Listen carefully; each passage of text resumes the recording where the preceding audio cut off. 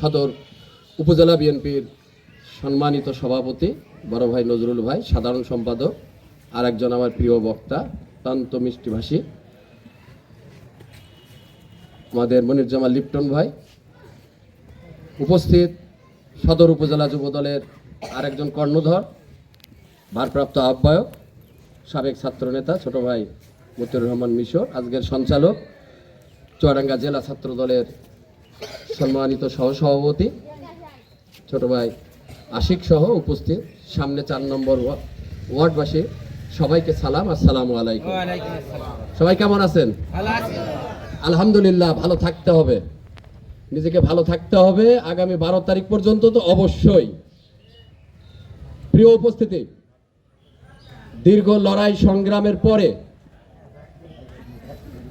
একটা সুন্দর একটা নির্বাচনের দিন তারিখ ঘোষণা হয়েছে। সামনে সেই নির্বাচন সমাগত। কয় তারিখে সেই নির্বাচন? 12 ফেব্রুয়ারি 2026, ত্রয়োদশ জাতীয় সংসদ নির্বাচন। আজকে এখানে আপনারা যারা উপস্থিত হয়েছেন, যুবদলের অসংখ্য নেতাকর্মী, আপনারা নিশ্চয়ই নির্বাচনের কাজকাম করছেন। আপনারা কিসের কাজ করছেন? কোন প্রতীকের? এই ধানের শীষ প্রতীকটা কার প্রতীক? এই ধানের শীষ প্রতীকটা হচ্ছে শহীদ রাষ্ট্রপতি জিয়াউর রহমানের প্রতীক। উনি যিনি এদেশের স্বাধীনতা ঘোষণা করেছিলেন, বহুদলীয় গণতন্ত্র প্রতিষ্ঠা করেছিলেন, আধুনিক বাংলাদেশের রূপকার যিনি, সেই শহীদ রাষ্ট্রপতি জিয়াউর রহমানের মার্কা প্রতীক এই ধানের শীষ প্রতীক। ওনার নির্দেশে প্রতিষ্ঠিত হয়েছিল বাংলাদেশ জাতীয়তাবাদী যুবদল। এই যুবদলের কিছু স্লোগান আছে। আপনারা যেহেতু যুবদল করেন, যুবদলের সেই স্লোগান কি? যুব ঐক্য প্রগতি। এটা হচ্ছে যুবদলের মূল নীতি। যুব ঐক্যে প্রগতি যুবদলের মূল নীতি। বাংলাদেশ জাতীয়তাবাদ, জনগণের গণতন্ত্র, সামাজিক ন্যায় বিচারের মাধ্যমে যুব সমাজকে, অর্থনৈতিক শক্তিকে রূপান্তরিত করার মূল প্রক্রিয়া, এটাই হচ্ছে যুবদলের মূল মন্ত্র। প্রিয় উপস্থিতি, সময় বেশি নেব না, নির্বাচনের কাজে যার যার ব্যস্ত হয়ে যেতে হবে। আপনাদের উদ্দেশ্যে কয়েকটা কথাই শুধু বলবো।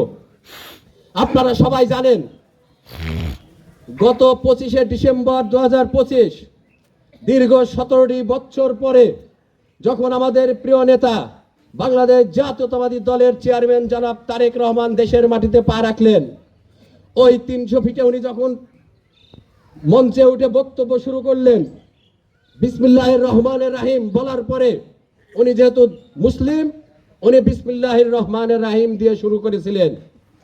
তার পরবর্তী বাক্যটা কি ছিল? আমরা যারা দূর থেকে দেখছি ওনাকে, বিশেষ করে আমি অধীর আগ্রহে অপেক্ষা ছিলাম উনি প্রথম ভাষাটা কি ব্যবহার করেন দীর্ঘ 17 বছর পরে দেশে এসে এদেশের লক্ষ কোটি মানুষের সামনে। আপনাদের মনে আছে উনি তারপরে কি বলেছিলেন? উনি বলেছিলেন, প্রিয় বাংলাদেশ।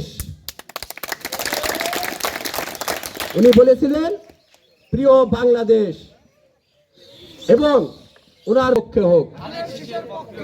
কেন বলেছেন? আজকে তরুণরাই কিন্তু আগামী দিনের নিয়ামক।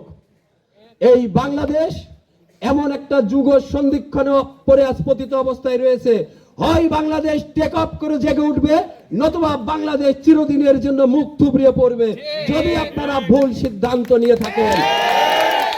এটা খুব ক্লিয়ার। ষড়যন্ত্র চলছে বাংলাদেশকে পিছিয়ে দেওয়ার জন্য। এই বিষয়ে আমাদেরকে সজাগ থাকতে হবে।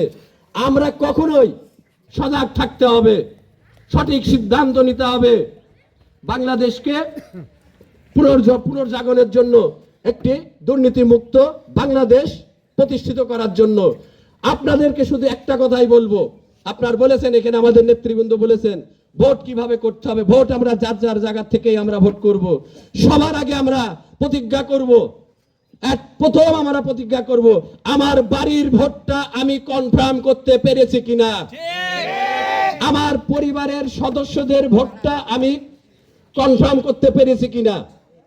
যখন আমি সুনিশ্চিত হতে পারবো তখন আমি চলে যাব আমার বাড়ির পাশে আমার প্রতিবেশীর কাছে। তার ভোটটা যখন আমি নিশ্চিত হতে পারবো আমি চলে যাব মহল্লায়, তারপরে পাড়ায়। আমি কত বড় জেলার নেতা সেটা দেখার অপেক্ষা আমার নেই। আমার ভোটটা আমার জায়গা থেকেই করতে হবে। প্রিয় উপস্থিতি, আজকের পর থেকে আমাদের এই দায়িত্বটাই আমরা নেব। বিশেষ করে মা বোনদের তাদের যে ধর্মের উপরে যে দুর্বলতা, এইটার উপরে আঘাত করে তাদের যে দুর্বল করা হচ্ছে, এই জিনিসটা আমরা সকলে সজাগ থাকব। নাই না কোরআন পবিত্র গ্রন্থ আমাদের কোরআন শরীফ, না আমাদের নবী করিম সাল্লাল্লাহু আলাইহি সাল্লামের দেওয়া সে হাদিস শরীফে একটা কেউ কোথাও দেখাতে পারবে না। তারা শুধু একমাত্র এই ধর্মীয় মূল্যবোধে আঘাত করে তারা আগামী দিনে এই বাংলাদেশের রাষ্ট্রীয় ক্ষমতায় আসতে চায়, যেটাই 54টা বছরে তাদের এই না বাংলাদেশ না এদেশের জনগণের জন্য তাদের বিন্দু মাত্র অবদান আছে। আমাদের চাওয়ার অনেক কিছু আছে মানুষের কাছে। আমরাই লড়াই করেছি তাদের ভোটের অধিকার ফিরিয়ে দেওয়ার জন্য।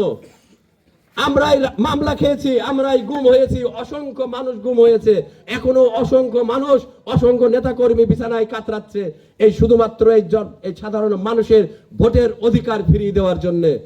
আর একটা দল এখানে ছিল না। এখানে আমি কি শুধু আমার জন্যই লড়াই করেছি? এটা আমি কি রাস্তায় পুলিশের সামনে পুলিশের লাঠি রাখায় গিয়েছি শুধু কি আমার জন্য? আমি তা না। আমি গিয়েছি, এটা ভাবতে হবে, আমি গিয়েছি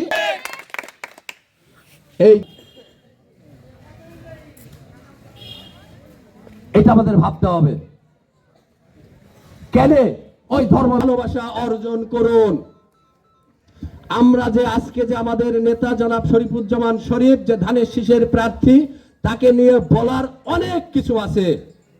তার পারিবারিক ব্যাকগ্রাউন্ড একটা বিশাল, তার